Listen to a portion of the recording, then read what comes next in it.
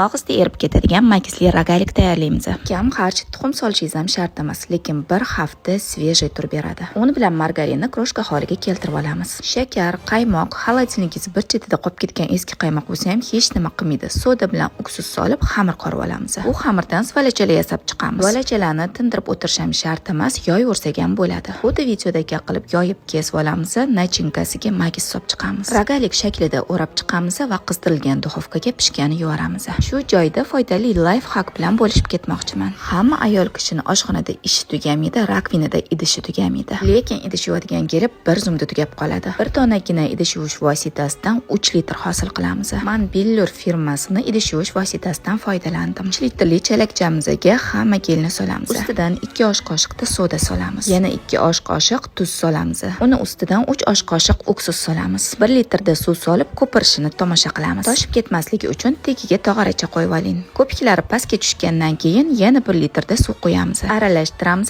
Gellar erigandan keyin yana 1 litrda suv qo'yamiz. Endi bu hosil bo'lgan gelda mazza qilib ko'pirtirib idishlarni yuvishingiz ham mumkin. Shir quydir ishlarda doim menga xizmat qiladigan bu rezinovoy supramni do'yib posli holatini ko'rishingiz mumkin. Makisli pechenyamiz ham pishib oldi. Ustidan ayamasdan sahrni pudra sepib dasturxonga tortamiz. Endi sizda og'zingizga so'zsiz erib ketadigan kam haj makisli pechenye retsepti va foydali life hack retsepti bor. Yaqinlaringizga ulashib qo'ying, like bosib, saqlab olish esingizdan chiqmasin.